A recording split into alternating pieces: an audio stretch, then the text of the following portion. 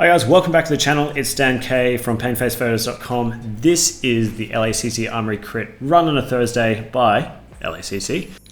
And if you've never seen this course before, it's very, very simple. Nice and smooth in most parts, but very simple in its design. It's a teardrop in shape. There's a really, really technical left hand which goes into an uphill, and that's kind of it. But, I mean, anything that's really simple like this, there are nuances and strategy. I'll try to explain it as the race goes on. This is the first attack. So I've brought you in 10 minutes in because pretty much nothing really happened on the 10 minutes prior. We were just sort of rolling around and testing the legs. But this is the first serious attack. And you can see here, I've gone wide on the corner. I do this deliberately because if I'm going faster than the rider in front of me and I'm on the inside, I'm going to create a crash. There's a saying called inside suicide, and it very much applies to that particular corner in this race. If you are carrying more speed, you want to go on the outside, it's the longer route, and you're going to overlap on the outside of his wheel and catch onto his draft a lot quicker.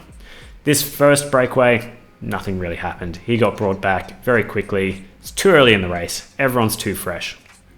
So 15 minutes in, people are getting real tired of this corner. They've been around it about 8 times. So approximately every 2 minutes, you're going to come around it and you're going to put in a really decent 15-second dig. As you can see, there's a breakaway rider. Everyone's sort of sat up. So this is the second breakaway attempt. And I've decided, you know what? I'm going to give this a go. 16 minutes in, everyone's fresh. Everyone's looking a little tired when it sort of rests up at the front there.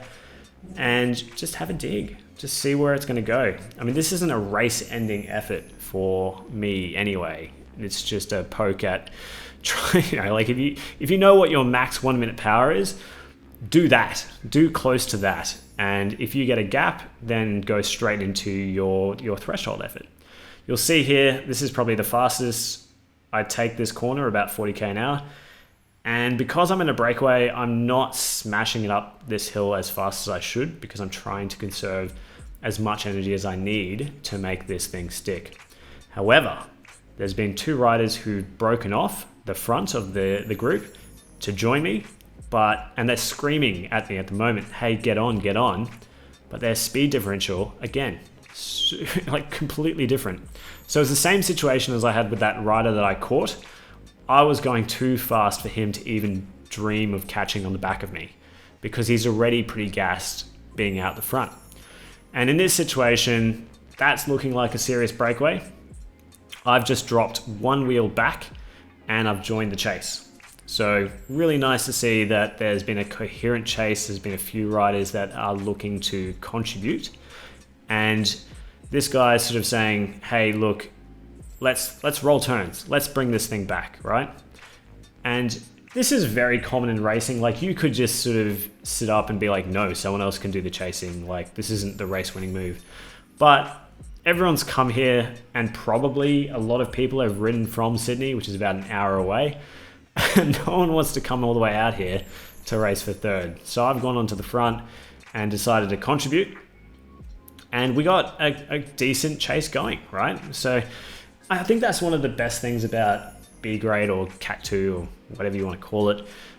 Essentially, the riders are mature enough. They've got enough racecraft to think properly and contribute, or they got enough strength or matches to actually, change the race and bring back moves. Where maybe in a Cat 4 or 5 race or a D grade race or a C grade race, you're not getting that kind of cooperation, or people are on their limit, right? They don't have that many matches to actually catch a move. So that's the second real attack, or third if you want to count mine. And we're gumming up to the 20-minute mark. So, what's going to happen? Average speed was about 40k an hour for the race. So any time that you see the race slow down to these 35, 36k an hour sections, people are like lining up a move, all right? And you can just see it. They launch an attack and they look back. If they don't have a gap, they ease up. So in these type of surges, I'm more than happy to put a little bit of effort rather than a full all-out effort, just enough to catch onto one of the wheels that's passing me by. So I don't need to put too much effort into catching. Here I'm going on the inside, which is a bit dangerous. So I'm leaving a bit more room on the wheel. And that was simply because of the speed differential when we came up to that corner.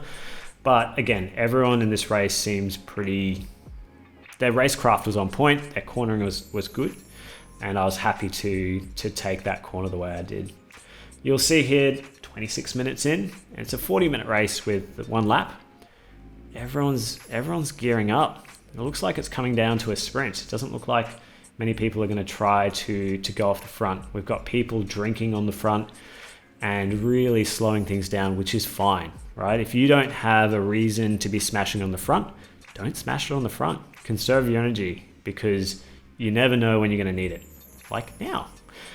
This is a section where, 27 minutes in, you saw it was real slow. People were just drinking on the front, and they're trying to drop people, right? They're trying to get people to be a bit more relaxed about how the race is going, and then boom, they go around, massive efforts off the corner, and you really have to put in to catch up. You can see we're doing 50k an hour here. Like this we're usually not going this fast through this section. So this was a proper effort to break the race apart. And I didn't look at the end, because I didn't see how many people dropped out of this particular race, but it was a fairly hard race. There was a lot going on, and a lot of people suffering through those repeated accelerations out of that one corner. So 28 minutes in, again, you see it sort of like starting to slow up here. People are freewheeling. This is a headwind section, so nothing's really happening. And I'm speeding it up here just to keep you guys interested. But you can just see the efforts are just absolutely bonkers. Like, you really have to put it in every single time you go around that corner.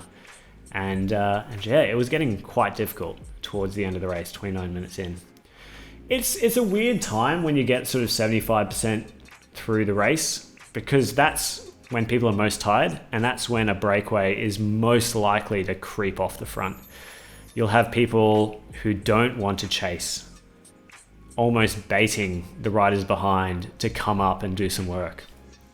And when it looks like no one's going to do the work, someone's going to crack. Someone's going to take that bait, and they're going to go for that wheel, right? And you can see here, I've decided, there's first, second, and third. Don't let that get away, right? So I've waited for some other riders to go. I can get a free ride in the draft up to this wheel. And as you can see, they've just brought everything back. All right, if you're attentive, you'll see it's almost 30 minutes, 30 and a half minutes there. A grade's going to pass us. A grade break is going to pass us. And I'm just going to skip ahead 9 minutes because nothing really happened. Everyone saved their bickies for this one moment, for this last lap. We've just gotten the bell. Let me show you everything I did on the last lap, how I managed to screw it up and still come away with a result. Luck is half of it. Semi-okay positioning is the other half. You'll see I've come way back here. I'm probably